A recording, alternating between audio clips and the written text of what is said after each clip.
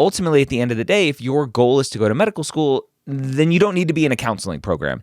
Will being in a counseling program potentially help you as a future physician? Maybe, but you don't need it to get into med school, so don't do it.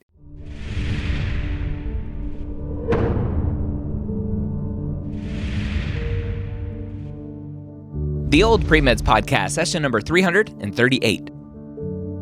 Welcome to the Old PreMeds Podcast. My name is Dr. Ryan Gray, your host here every week, where I take your non-traditional questions and answer them here on the podcast. Go over to premedhangout.com, ask your question there. That's our Facebook group. Use the hashtag OPMQuestion. We'll get it answered here on the podcast, or at least flagged to look at to potentially answer here on the podcast. Before we jump in, though, I want to talk about the MCAT Minute brought to you by Blueprint MCAT. As a non-traditional student, your time is probably one of the most valuable things that you have. I think it's valuable for everyone in this world. Time is something you can never get back. And again, as a non-trad, you potentially have a career, a family, other stuff that you're working as or working with or working towards, whatever it is, that may distract you from being a typical pre-med student. And so go over to blueprintmcat.com, sign up for their free account, and use that study planner tool that comes with the account for free to set up a schedule that you know will work for you based on all of your other responsibilities as a non-traditional pre-med student. Again, that's blueprintmcat.com. Use their free study planner tool after you create an account to set up that study plan that's efficient and effective for you specifically. All right, let's jump into our question today. Our student says, I'm currently in my fourth gap year since graduating undergrad. 2 years ago, I started a counseling graduate program. A year into it, I left because I knew deep down that that is not what I wanted to do, and I wanted to pursue medicine again. I was pre-med in undergrad, but then encountered a lot of self-doubt regarding the MCAT and getting into medical school, which led me to try out the 2-year counseling graduate program.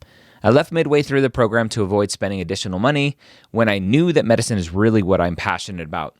I'm worried schools are going to look at that negatively. I'm wondering if I should bring it up in my application beyond the submission of my transcripts, or do I stick to my post-bac work regarding prereqs I've taken at community colleges and clinical lab work I have done? So this question actually comes up a ton. I answer this question a lot for students who are in programs and they're like, I don't want to be here. I want to go to med school. I'm in the wrong place. But what is it going to look like if I leave this program?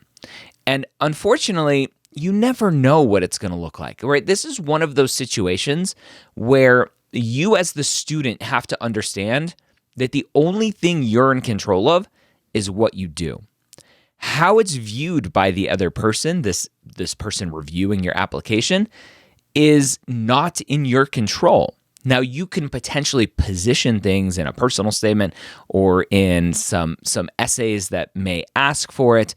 There may be secondary prompts that talk about kind of if you've graduated, what have you been up to? So you have the ability to add some context around your journey. But ultimately, it's up to the person reviewing the application to go, I'm worried that this just may be another thing that you're doing. You're hopping around, you're not really sure. And so ultimately, when you think about that being the main concern is, are they really trusting this is the path for you? Well, that's the same question they have for everyone, right? That's the question that your personal statement is hopefully answering, that says, this is what I want to do, period, full stop. And someone reading that should ultimately go, I get it, right?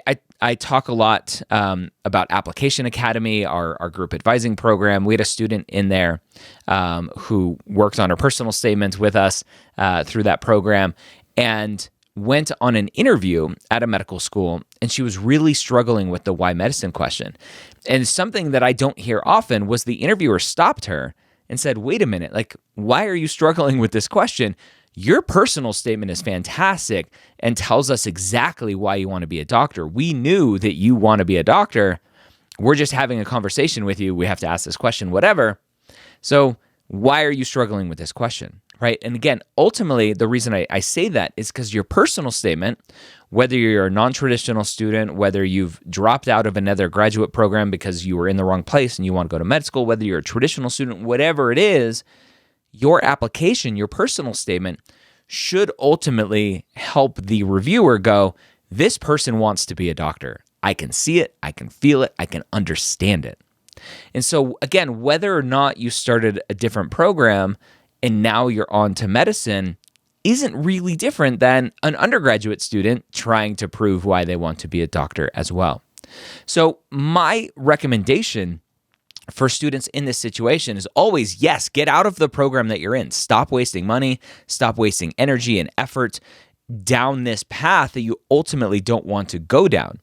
And I'm a big fan of recognizing the sunk cost fallacy, which a lot of people will go, well, I'm already a year into the 2-year program. I might as well just finish, right? No, don't finish. Quit. Be a quitter. It's okay. Ultimately, at the end of the day, if your goal is to go to medical school, then you don't need to be in a counseling program. Will being in a counseling program potentially help you as a future physician? Maybe, but you don't need it to get into med school, so don't do it if you don't want to do it, if funds are an issue or whatever, right? Time and money and all that fun stuff. But ultimately, your goal in your application, your personal statement specifically, is why do you want to be a doctor? Now, you may talk about this small deviation, this small kind of path, a detour that you took, but it's going to be a small part of your application your personal statement, because ultimately your personal statement is still, why do you want to be a doctor? Not, why do you want to be a doctor and please tell me about this detour that you took. It may be a part of it. It may be just one of those things, and you may want to talk about in your personal statement what we call the pivot point, right? You were a pre-med student, you had some self-doubt, you didn't go down this program, and then you had a moment where you were like, oh shoot, I need to go to medical school. I'm gonna deal with the self-doubt. I'm gonna deal with the imposter syndrome. I'm gonna deal with all that. I need to go to med school. And so that may be a part of your personal statement. It doesn't need to be a big part of it. You don't need to explain everything about why you went to the counseling program, why you did this and why you did that. Like, you don't have to go that far into it. The MCAT application does have the ability, potentially other impactful experiences essay. You may want to bring something up there. Again, you don't have to. You may have other stuff you want to put there. There's no right or wrong to talking about where this goes, other than potentially a personal statement, because that's your journey to wanting to be a physician, and you have this small detour. You have this pivot point that's bringing you back. That's really the big reason why you would potentially mention it in your personal statement, is you're like, hey, I was in this other program, and here's why I woke up one day, or whatever it was, that's like, I need to go to medical school. So that's where that goes. And then in your secondary essays, there are probably going to be several opportunities, depending on the prompt, for you to talk about why you took this detour and what you've learned from it and all of that fun stuff as well. So hopefully that helps. Again, super common question. Don't be afraid of the giving up part. That's typically where students get afraid, is they're like, oh, if I give up this graduate program, they're going to just think I'm a quitter. Like, no, you're going to talk about how you were in this program and realize, no, I want to be a doctor. And hopefully your experiences, your story, all of that fits around them understanding, oh, I get it. I see why you would want to leave. That makes complete sense. And then it removes that fear that they may have of you doing the same thing for medical school, because you're showing all of these things, right? Instead of a very quick, rash decision to go into this counseling program, potentially, of like, oh, I can't do the MCAT, I can't get into med school, so I'm going to do a counseling program. You have all of this evidence that shows why you need to be in medical school and why you're going to complete medical school. So hopefully that's helpful. If you want some help crafting that story, that's what we do day in and day out at Medical School HQ. We have a small team of dedicated advisors helping students craft those stories. We work a ton with non-traditional students. So if you need some help, go over to medicalschoolhq.net/advising for all of those advising services, whether that's interview prep or essay feedback. Everything that you need, we can help with when it comes to medical school admissions for pre-meds and specifically non-trads alike. I hope this was helpful for you. Don't forget to check out the blueprintmcat.com study planner tool. Again, that's a free account, free tool for you to use to help you maximize your efficiency with your studying. Again, that's blueprintmcat.com. Have a great week. We'll see you next time here on the Old PreMeds Podcast.